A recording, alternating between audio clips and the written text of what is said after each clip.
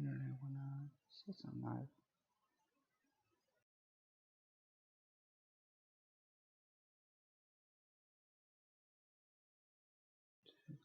Wanna, yeah, do wanna use 22.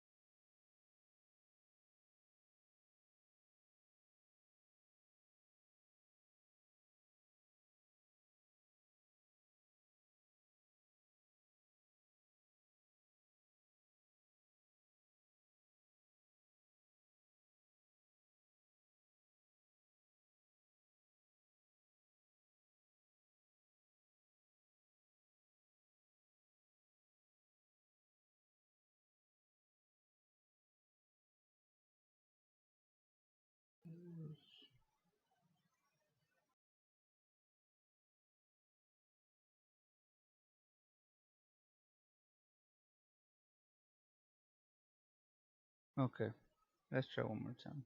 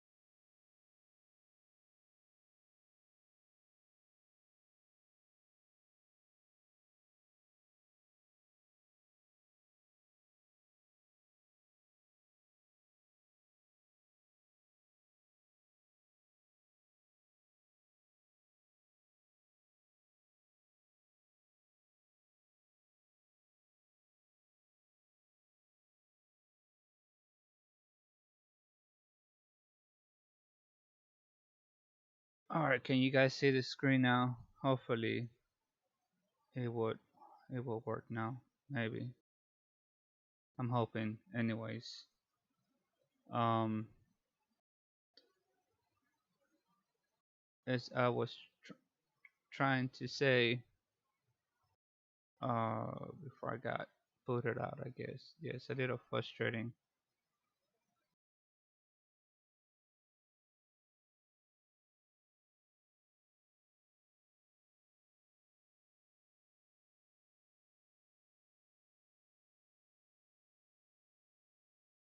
Okay. Thank you, Kim, for the confirmation. You could hear and see. Um, so again, I guess I could start over. The This is basically a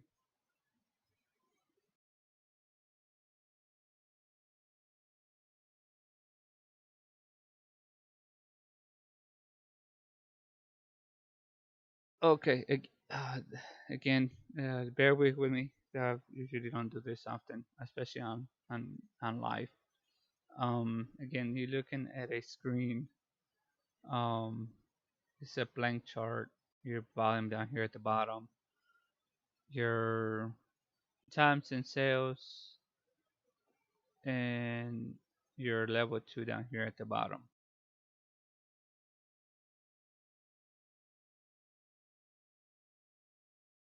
So do people ask me how can you be on both sides, on either on the bid side or on the on the S side? Uh, you could be in either or. You could be a buyer and a seller on either or.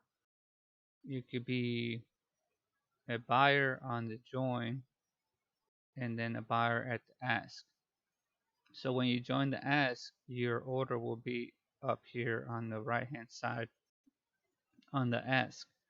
So you're waiting for the price to get higher than the current price. Let's say, for example, you you want to be a seller, but you're waiting to be, let's say, down here down at support, or down here at the bottom at the 31 10 area. You basically you sell at the bid, so then you're down here at the bottom, waiting for the bid up here on top. On some platforms are different. I think Resume is up here on top.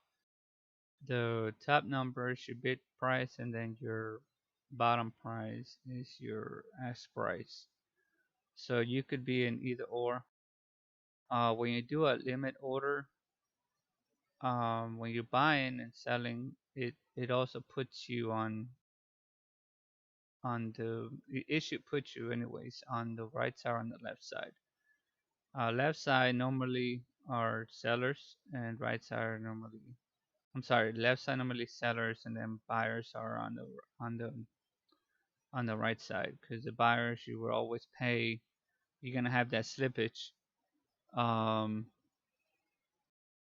on the spread and on when either you buy stocks or futures and stuff. So basically, you what you do, you start with a blank chart. Um, this is just a blank chart. Uh, this is how you look at the easiest way to look at the price action.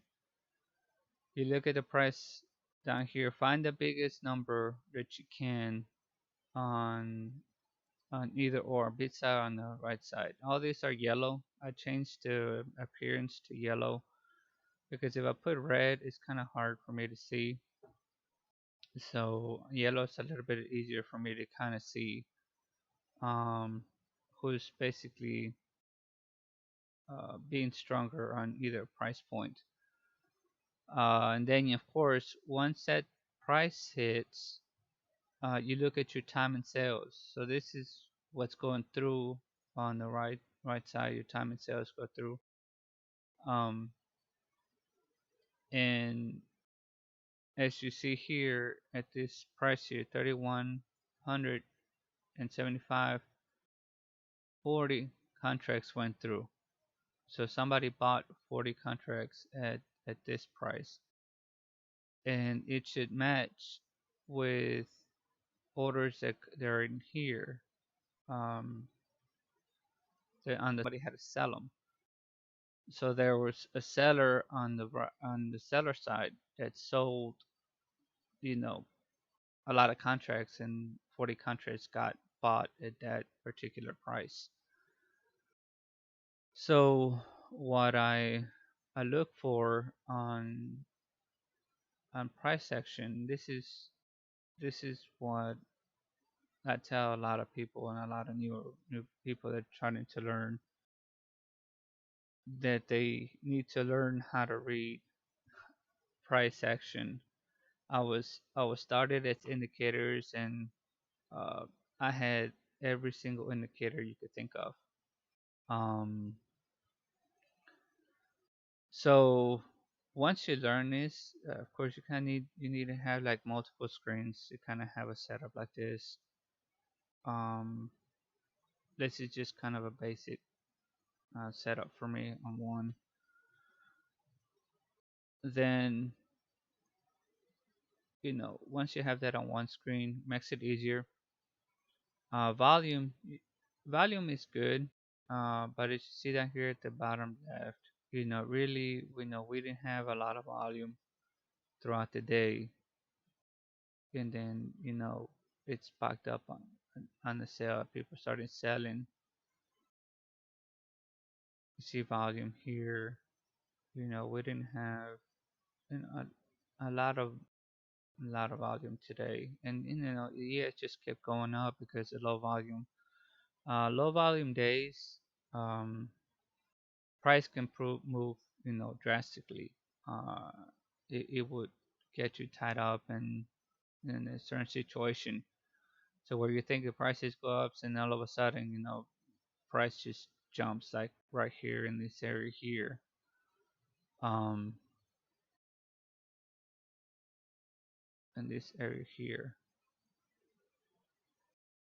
you think, some people want to enter, maybe in this candle here, and it goes up, and then all of a sudden it jumps, and then people just FOMO, either get stopped out for whatever reason. Their stop is so close to their candle, and then they get stopped out, and then look what it does. It went back up. Um, so avoid this. Um, you know, I'm gonna go through some of the indicators. ATR, actually parabolic SARS.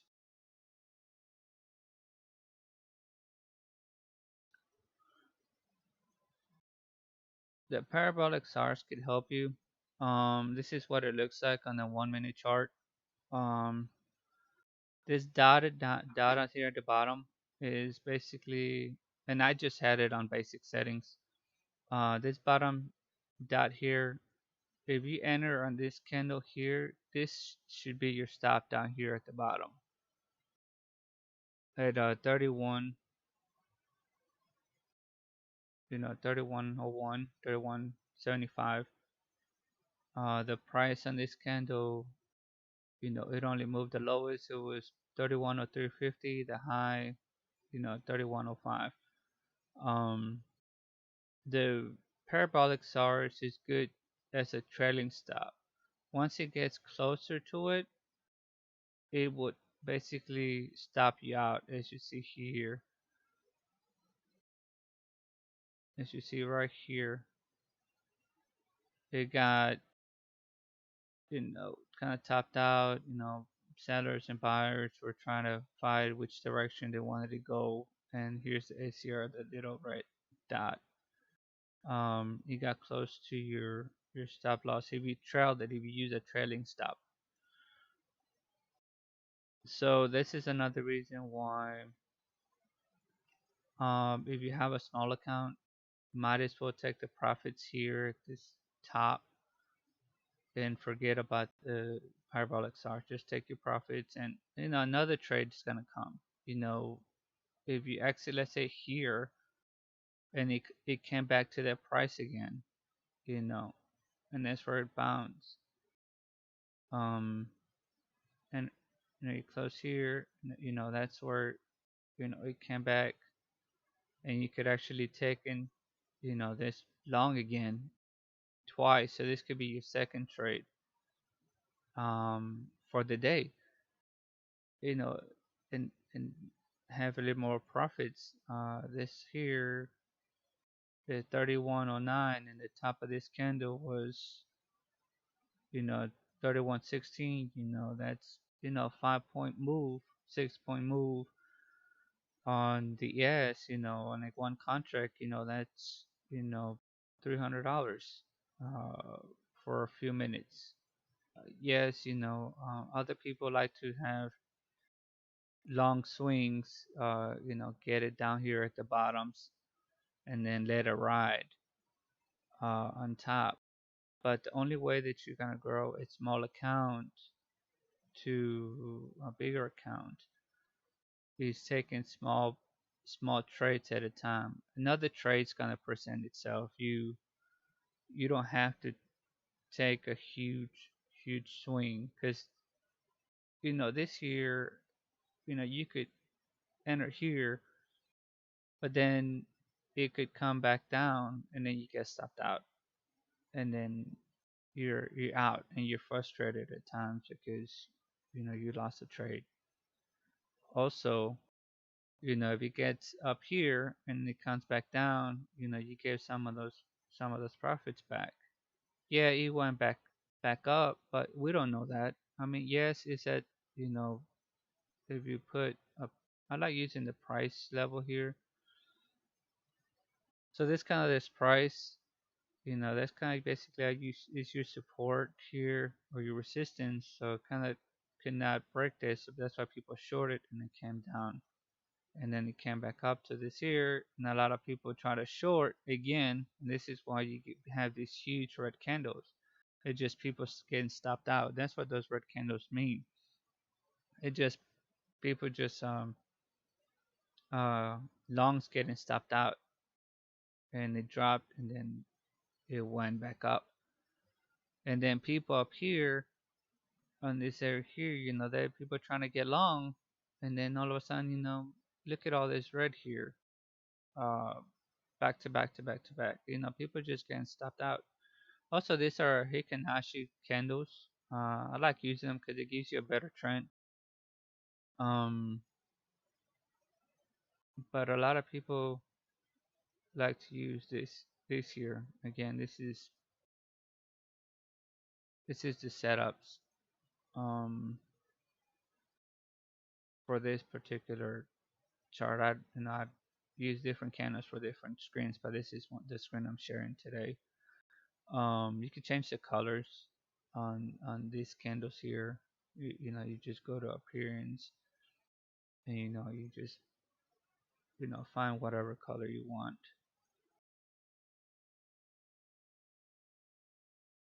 And you can make it customizable to however you want. You could actually have it filled, those green candles too.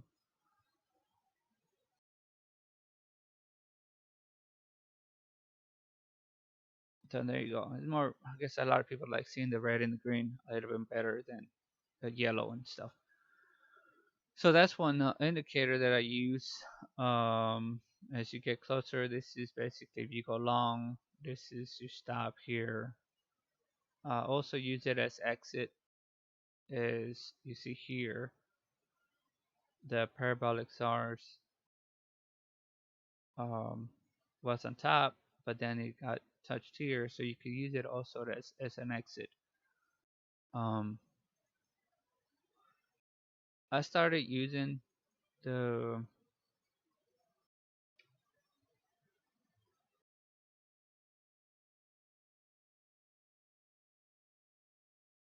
moving average exponential.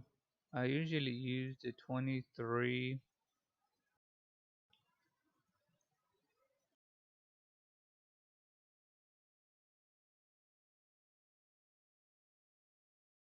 23, and then the 55.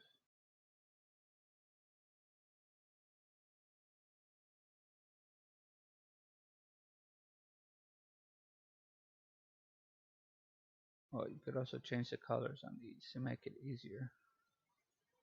This is just kind of a quick setup. You could always use the 23 and 55 when they cross over. Um, you go short, like here you went short, and you could get a few points there, and then you could use it as a resistance.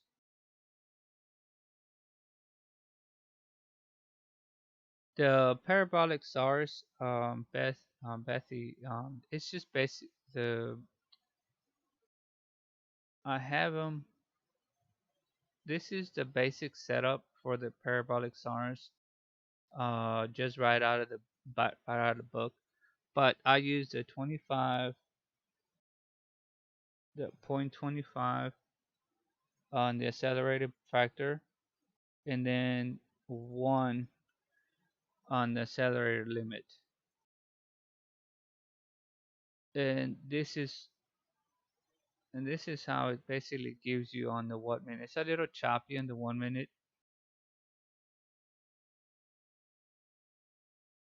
It's a little choppy. It gives you kind of a tighter stop um, on the 1 minute. But if you look at the 15 minute, it's a little choppy. But I like this. I like this settings because it if it's on the bottom, I know it's gonna continue to be an uptrend, and then once it touches the parabolic stars, I usually get out. I mean, yes, nice to get all this up here and then up down here. You know, um, it's just my preference personally. Anyways, I mean, you could keep it as the default, and it gives you kind of a more smooth. I don't even know what the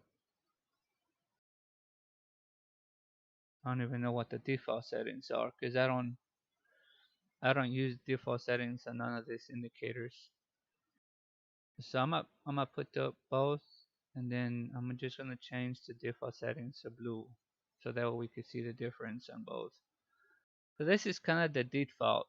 The blue is the default, and the red is kind of those settings I use. Um, you you could use the default, but if you see here on the blue, if you follow it as a trailing stop, you're gonna exit out. You see how you exit out here at 3076 it looks. But then if you use the red one as an exit, well then you didn't give 6 points back. Um, so I mean you could use it is either or. It's just my preference. Uh, Try to keep it tighter on. I kind of use it as a trailing stop. Um, that way I'm not giving a lot of my profits back. Like same scenario here, the parabolic stars, the blue ones the basically default settings, and this is the red one's kind of my settings. Kind of trail it, and then I basically would have got stopped out here if I would have used my settings and stuff. And it's the same matches over here on this side, but you would have to wait. This is a 15-minute chart, so you have to wait 1, 2, 3, 4, 5, 6, 7 15-minute chart candles and stuff before it actually kind of came back to the pricing on this blue one. Um, but if, for example, for me, I would have just kept my stop down here at the bottom because it is this long green candle. On a long green candle, it usually retracts back at least 30% of this candle back. So if you actually move your stop too close up here, you would have got stopped out. So I would have just basically left my stop down here at the bottom, and I would have got this move here, and then I would have this price normally, is before the first bounce or the first rejection. Um, I would have just taken my profits up here on top. Since this is 3110, it was showing a resistance. It would have never broken, but it never did throughout the finish of the day. Um, then another one over here. I would have put another price here. So that's kind of some of the indicators that I use. The moving averages. I started using the LDR. Um, the I would have used the I started using the LDR also. I know a lot of you guys use the LDR for it. But let's see.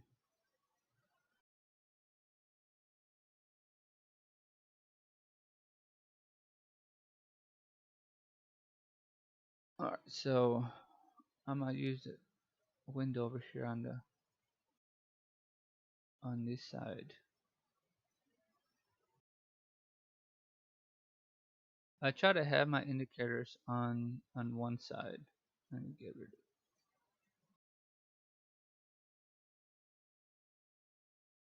So basically,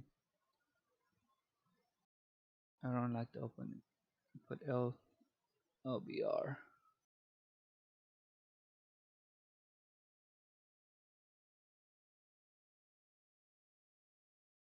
And then I'll go to settings.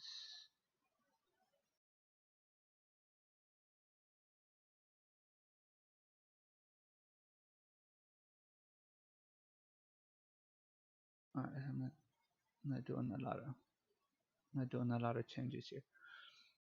So this is on the right side is the LBR. I know some of you guys use it. Uh, I started using it because I found this as a it could give you an idea where the trend is going. Um, Another one that I use very often is the MACD.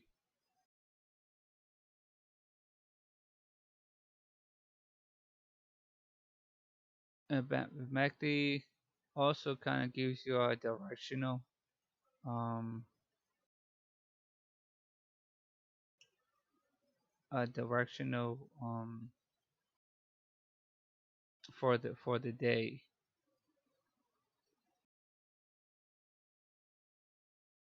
What other one? I'm trying to look at all my charts. I'm trying to start from like the beginning of how to create your charts. Um, so that way you guys kind of have an idea that you could split screens, and instead of having all your indicators down here at the bottom and make it so crowd, um, having your indicators on one side and then your charting on the other side, um, will make it a little bit easier for everybody. Then you could change this to match the time frame, of course, of the chart. Um, on Thinkorswim, I like Thinkorswim because you're able to do that.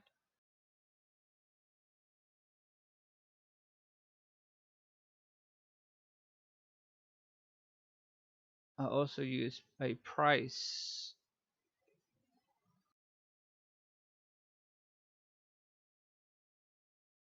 isolator also on there. All these are basic settings. I'm just showing you. I use them all at the 1 hour, 5 minute, and then sometimes on the 2 minute. But I started trading more often on the 2 minute, on the 5 minute. I'm sorry. Uh, I don't trade anymore on the 2 minute. Um, I like I'm working on trying to have longer swings. So I like to like go long on support and then just keep that long for a couple of days. That's how I was able to do 11,001 trade. I took it at support, but the capital that you need for you to do that um, is high. The risk is high. So for somebody starting out or wanting to start out, I don't recommend some of the stuff that I do because now I'm focusing more on on long trades and long swings. Um, the pair this price isolator, I like it because it tells you how price is moving. Um, I know you these colors here don't match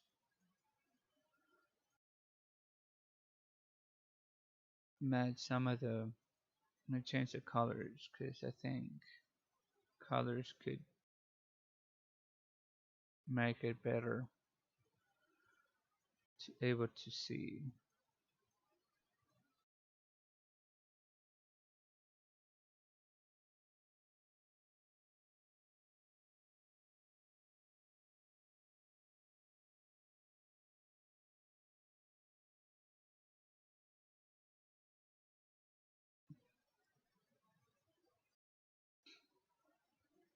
And I think the LBR change that to reds. I like to keep kind of everything red and green. Kind of focus. You focus how the prices move because that's how our brains work. Our brains work with colors. Well, my brain works anyways with colors. So this is on how a basic indicator comes out of the box on Thinkorswim. Find the right settings for each and every individual indicator to make it work for you. That is something that I have done and spent hours on doing so, and I've shared for for this type of um, indicators. Once you figure that out, um, it's not, it won't be hard to trade. It's something that you have to find. You have to find what works for you. That is the number one thing that everybody that's starting out, you have to find what works. If you don't find that yet, it's not gonna come in. It's not gonna from today and tomorrow. I try to address, especially when I share stuff on the group. Um, oh, I'm sorry. I don't know why I changed over to Netflix. I guess I'm looking at my other screen. I guess I had it tied up with that.